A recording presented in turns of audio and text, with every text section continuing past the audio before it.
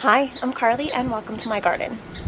I'm gardening in a suburb in New Jersey. So my zone is about zone 7A, 7B. We're pretty close to the beach, so that's why it kind of changes depending on who you're talking to. And again, I'm in a suburb, so you can see I have a great space for a garden, but not a lot of space when you look at all the other kind of garden people on YouTube that have acreage and lots of land and are really creating really cool homesteads for themselves.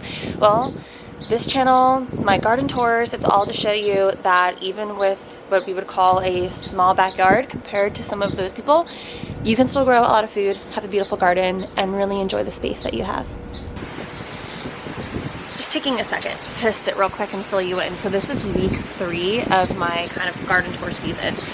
It is Memorial Day weekend here at the Jersey Shore, and you would never guess it. It is cold, windy, and it's supposed to rain every single day, which is great for the garden, but not so much for those of us that wanted to have some barbecues or hit up the beach. My backyard garden is essentially made up of 3 zones, I guess you could say. So the zone that we're in right now is the primary one, and that is where the actual gated in garden is, the greenhouse behind me, and I have a row of raspberries along kind of the side of the greenhouse. And that's just pretty much zone 1. It's where the vast majority of things get grown. Zone 2, I am referring to the special raised bed I have on the other side of my yard, specifically for strawberries and asparagus.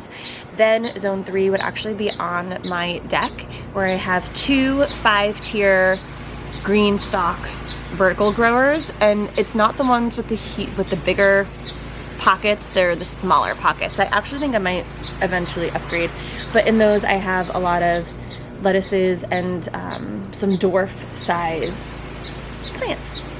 So let's head into the garden tour. A lot has changed since last week. I was actually away. I was in Boulder, Colorado for work, and I was gone for about 3 days. And I came home. While I was away, there was a massive heat wave and everything just took off. My roses looking beautiful. So the roses really took off, but look at this. The peonies, I mean, I had to pick them up. They were falling all over the place.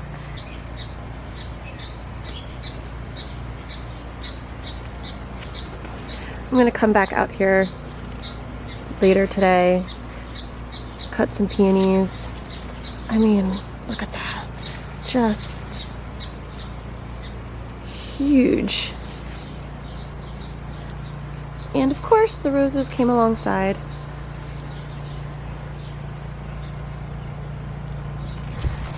My brassicas really popped with some growth. I'm hoping this one looks like it had some bugs in it. That's not great. Don't love that. And there's the calendula finally looking like it's growing too. Look at that. I can't get over these roses. I mean, hello. Hi, beautiful. This right here is, I think this is a purple cauliflower. What are you? No, this is a broccoli. Okay. Alright, so the broccoli really, I mean, this is the size of my hand, so you can see how big these leaves are, popping. But my sunflower is thriving. Can't wait for that to get nice and tall. And the calendula and the nasturtiums are really starting to kind of take off, and hopefully we'll get some flowers soon. My tomatoes, I did come through here yesterday and prune a little bit of these guys. It's time. Not this one, this is Aroma, so I'm not actually going to prune this guy much at all because he's a determinant tomato, which means he's only going to get so big, he's only going to produce so much fruit, and if I prune it, I'm afraid that I'm going to remove some of the fruit that it could make for me, so we're going to leave that. However, this guy over here, my Black Beauty, it is time I can go through and prune him. What I'm probably going to do is remove some of these bottom stems, and as I go through and remove the bottom stems, I'm also going to remove any suckers along the way until we get one nice stem that goes all the way up to the trellis, and I can start tying it to the trellis. You'll see this guy, like, look, if I leave him, okay, this sucker's already getting pretty big. And it'll essentially branch out and have big 2 long leader stems, which I don't want. So I'm gonna come through and cut this guy off and just let him lead with this, especially until we get up to the trellis. I have about 14 tomato plants along this bed down here in the garden, and the way I'm able to do that is because of all the pruning. I know some people say it's not necessary, but I'm growing them close together. I'm growing them, as you can see, close to the house, so in order to make sure they really get enough airflow, I do prune the crap out of them. However, I haven't had a problem. The only time I had a problem is when I pruned my determinate tomatoes, which I didn't know they were determinate tomatoes, which were my aroma tomatoes, and then I barely got anything off of them. So this year we are not pruning the Roma tomatoes. Okay, you're with me. We're not pruning the Roma tomatoes, but we're pruning everything else. I mean, you can see, like, they're getting pretty high. It's not going to be too long before these guys have to all get attached. And if you look, some of these onions are getting pretty thick. They're clearly starting to bulb up, which is nice. Onion. That's going to be a good onion right there. I am getting a wider lens so that you guys can actually see better on these tours going forward. But I mean, you can see how close the tomatoes are. And right now it looks like a scrambly mess because these onions are really going for it. But once these tomatoes get up past the onion height, everything will be much tidier. So I came back, and my blueberries, again, we've been looking at them. They're getting ready. This is going to be a June harvest. They're getting so heavy that it's now, you can see, it's now leaning over. I mean, it's hard to walk through here. It's just absolutely heavy and full of fruit. These do need to get pruned. I've never pruned them before. That's on me. If anyone has tips on pruning blueberries, I would love it. Go ahead and share with me because I don't know what to do with those. One of the exciting things is that I came back and realized that my zucchini, which we're trying to grow up this pole, is doing much better. When I first planted it, it looked like it went into shock. It wasn't great. But now we can see it's really greening up nicely. It's growing, it's leafing out. I have hopes. The yellow squash, on the other hand, which I will show you, is over here. I don't know what this is. It's all crunchy. I have this thing where, so I have some squash seedlings going. I got some new seeds because I think it might be these seeds. I'm not sure. And I have this thing though where, like, I want to give this plant a try. I want it to live. I really do. But I should probably rip it out and just plant a new one. If anyone remembers when I got really overly impatient and decided to spread some more carrot seeds, well, I did. And they grew. And now I have to go in and thin them out for sure. This was the first round, these bigger guys here, but I mean, that's a mess. Look at them all. There's so many. I need to go through and clear them out. I have work to do today on that end for sure. And all my herbs really popped. I need to come out here and harvest. This is sage. You can't even tell how big it is. I mean, can you? Like, this is my hand. It's huge. That needs to get cut back for sure. My butternut squash is starting to make it up the trellis. And look, I even saw like a little squash guy. So it's exciting. So doing its thing. My broccoli's over here. Once these broccolis get ripped out, I'm gonna probably put some green beans there. What's nice about this shade is that now look at this lettuce. Beautiful. This is cilantro. Trying to keep it shaded. I need to come through and cut some of it off. I freeze it so that I can put it in my salsa later on. And okay, these are not the seeds I planted. These are seedlings that I transplanted because the seeds to me felt like they weren't coming up. Then this guy came up and something clearly ate it. So good for me for having extras, I guess, and hopefully nothing will eat it. Meanwhile, these peas are starting to take off a little bit. You can see I have them down this trellis and then down the trellis over there. Another thing that really popped while I was gone were the chives, which we knew about, but also the parsley. And I think it's because it bolted because it got so hot while I was gone. So let me see if I can show you this guy. Okay, this is all parsley. This is also parsley from last year where I live. It's a perennial, and I love that because I love only having to plant things once. But I need to come through today and harvest a bunch of this parsley. What I do with parsley is I go ahead, tie it up, hang it upside down, let it dry out, and then I just use like an herb grinder and I save it, and I have parsley then that I don't have to buy from the store all year. These chives are, I mean, so tall, so beautiful. I'll put a closer look of those in here. Those I need to cut back, and you can actually save them for a few days if you put them in a jar of water on your counter. But what you can also do, I've done a bunch of things. I've talked about already about the olive oil where you can infuse it with the chive flowers. I also will cut up the chive and mix it in butter and then freeze it, and you have chive butter from when you have steaks, different things like that. Yeah, but I need to cut this back because it's huge. It's ginormous, but my favorite. Okay guys, look at this. Look at how stinking beautiful this lettuce is. It really took off while I was gone, and I did plant it in a spot of the garden where it would kind of be covered and get a little shade so it won't bolt hopefully that easily. We need to come through. I need to harvest some lettuce today. I mean, oh my gosh, so pretty.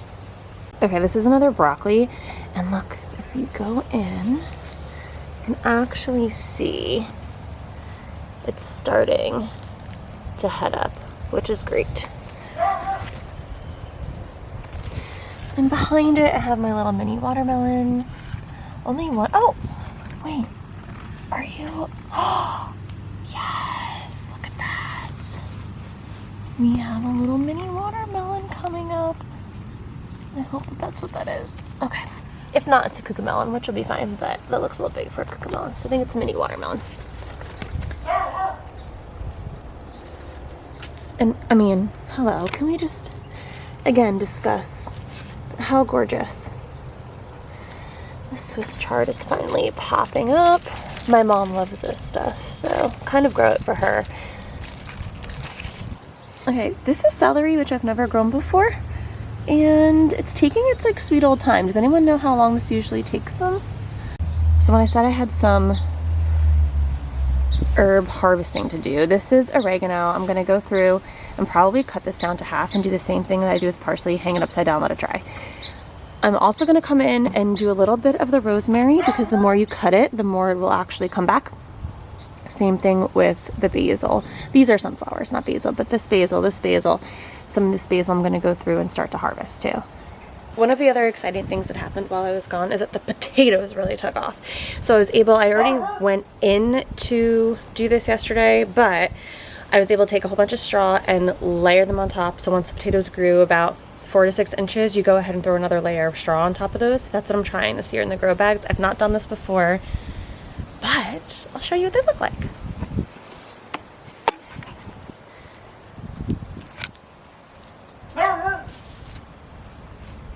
So these really popped up, and I threw a bunch more straw in here.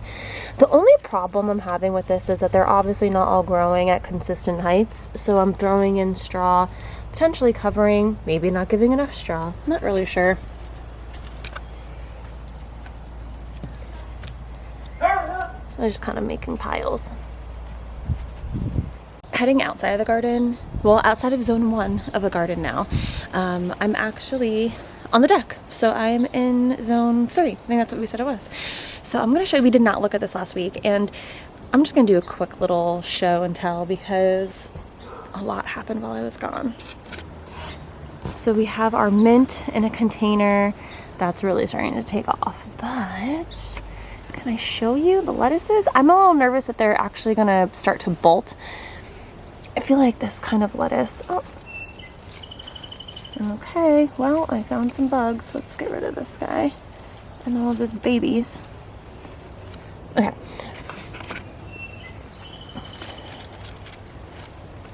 And we've got these. Oh my gosh, it's so heavy.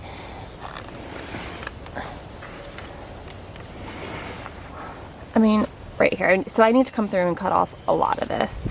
and I think it was so hot, especially in the containers, that it started to bolt a little bit. But our little orange hat tomato guy is doing okay. We'll see how big he will get. And over here we have the same. So, oh, I think these are marigolds. I did not plant these, but they were in here last year, so I wonder if they seeded themselves. This is arugula. The arugula is pretty cut back because we actually use that a ton more than anything else. This lettuce looks great. I got that one from a friend, so I don't know what kind it is. Oh, but here, okay. So this is arugula, and it looks like it's trying to go to seed. Let me move this little guy here, which means it has that flower. So I'm just gonna pick it off and tell it that it's not time yet. Quick detour before we go to zone 2. Let the wind pass. A handful of years ago, my husband and I went on a trip to the UK in May, which if you've ever been, at least where we were in London, I mean, English roses galore. So I came back, had this great idea that I was gonna plant a bunch of roses, and I did. I planted a bunch of roses, and then somehow, in the span of a year or two, killed more than half of them. At some point, something was coming through and actually eating the rose bush. I don't have deer, so it wasn't deer.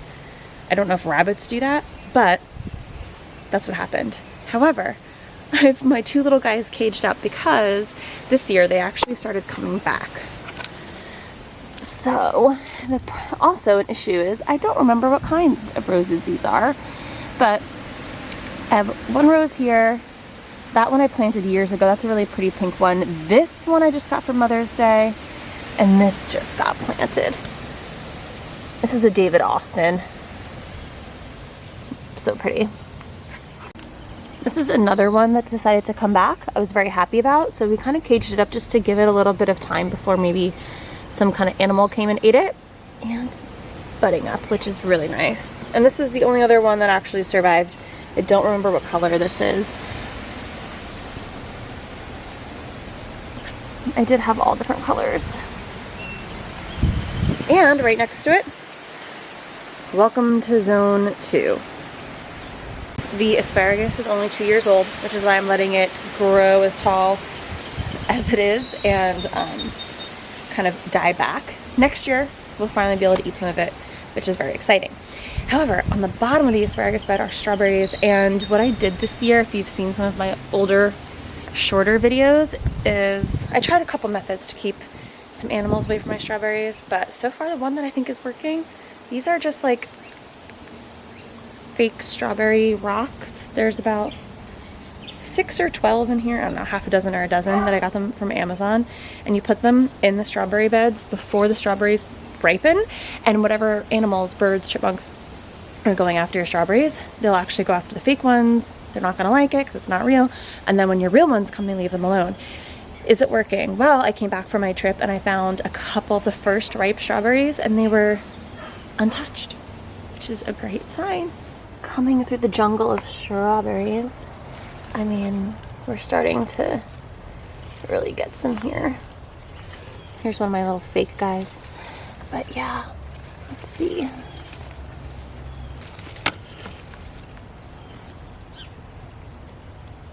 I'm gonna leave him for a moment.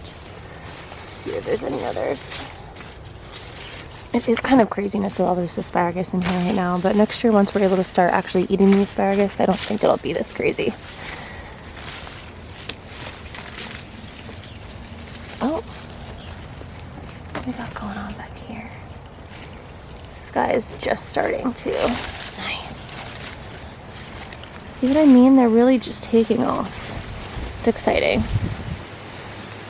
And all these strawberries were planted last year. So they're only in their second season in this bed. All right, we have one more spot to go, but I need to find my coffee. I left it somewhere. Okay. Found it. All right. We're gonna make our way back over to where the greenhouse is, and there's 2 sections there that we didn't look at. We didn't look at inside the greenhouse, which I haven't been into today, and we also didn't look at the raspberries. And the raspberries are really, they're getting it, man. They are so faithful. Look because they are so invasive.